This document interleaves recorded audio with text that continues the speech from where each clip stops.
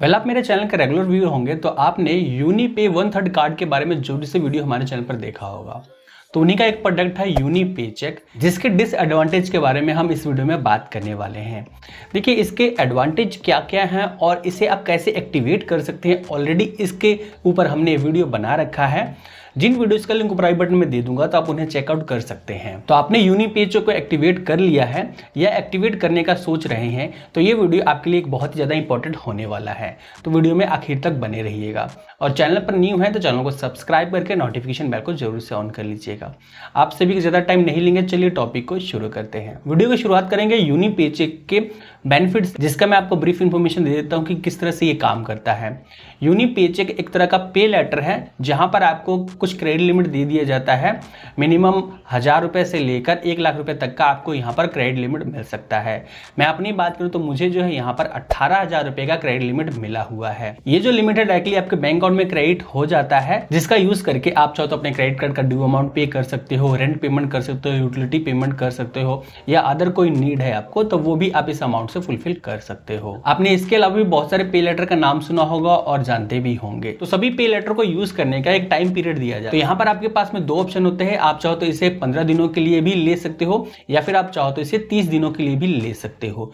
दोनों ही आपको फ्री मिल जाएंगे, बट 30 दिनों तक का आप लेते हो तो उसके लिए आपको एक सब्सक्रिप्शन फी पे करना पड़ेगा, जो कि 1999 प्लस एप्लीकेबल टैक्सेस होंगे। बट जब आप ये फीस पे कर देंगे तो 30 दिनों तक आपसे कोई भी एक्स्ट्रा इंटरेस्ट नहीं लिया जाएगा, बस आपको टाइम से इसका बिल पे करते रहना है। लेकिन आप ये सब्सक्रिप्शन नहीं लेना चाहते हैं तब भी आपको यहाँ पर फ्री टाइम पीरियड मिल जाता है 15 दिनों का।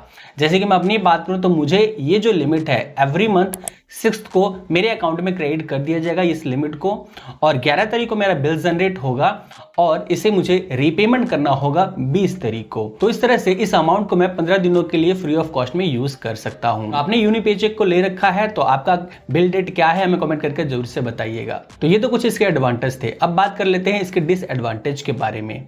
तो यूनिपे चेक जब आप लेते हैं तो 15 दिनों तक के लिए आप इसको लोगे तो आपको कोई भी चार्जेस वगैरह तो नहीं देने पड़ेंगे, लेकिन 30 दिनों के लिए लोगे तो आपको जो सब्सक्रिप्शन है वो लेना पड़ेगा। यहां तक सब कुछ सही है, कोई भी दिक्कत नहीं है। लेकिन इसके बाद का जो प्रोसेस आता है, मान लीजिए किसी कारण से आप इसका टाइमली बिल पे ना कर पाए, किसी भी रीजन से हो सकता है, तो उस केस में यहां पर लेट पेमेंट चार्जेस आपको देने पड़ेंगे।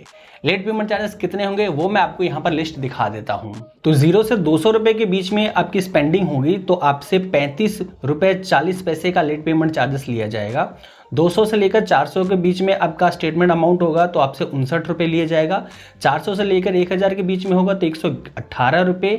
1000 से लेकर 2000 के बीच में होगा तो 295 रुपये। 2000 से लेकर 3500 के बीच में होगा तो 590 रुपये। 3500 से लेकर 5000 के बीच में होगा तो 885 रुपये, और 5000 से 7500 के बीच में होगा तो 1180। 7500 से 10,000 के बीच में होगा तो 1475।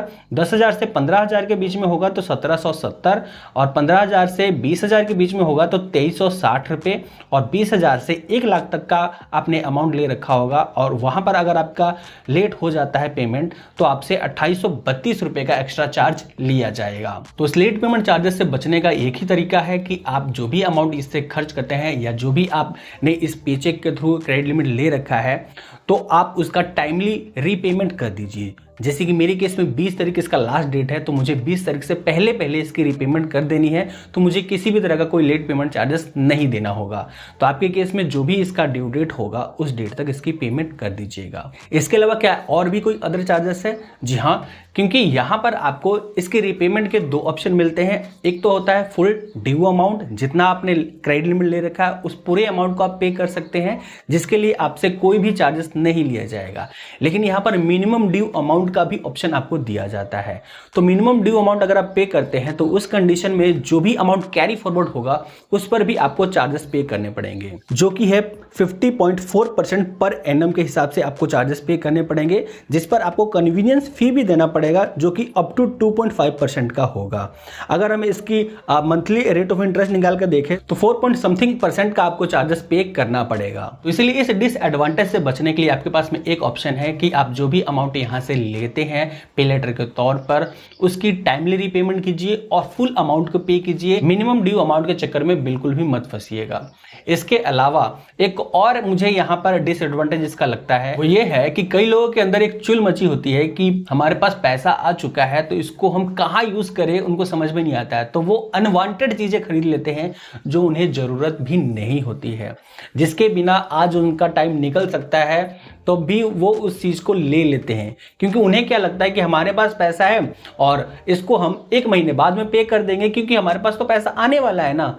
भले ही वो पैसा इनके पास अभी नहीं है, इनका पैसा तो नहीं है ना वो, फिर भी वो इस अमाउंट को अपना पैसा समझ के यूज कर लेते हैं और आने वाले वक्त में जो पैसा दूसरा इनके पास में आता है उस अमाउंट को भी वो कहीं पर और खर्च कर लेते हैं। तो उस केस में इसकी रीपेमेंट के लिए उनके पास में अमाउंट नहीं बचता है, देन वो डिफॉल्ट कर जाते हैं और उनको भारी भरकम चार्जेस पे करना पड़ता है।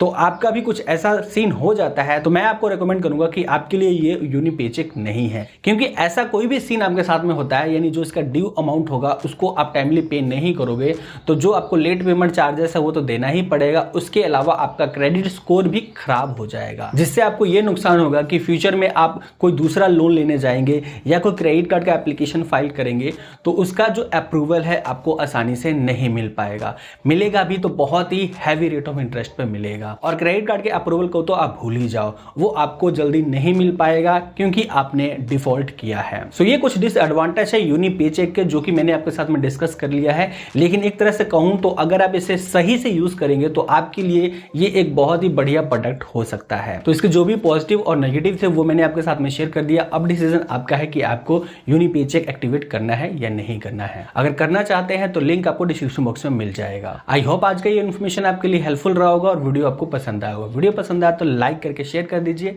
मैं आपसे मिलता हूं न्यू टॉपिक के साथ, तब तक के लिए जय हिंद, वंदे मातरम।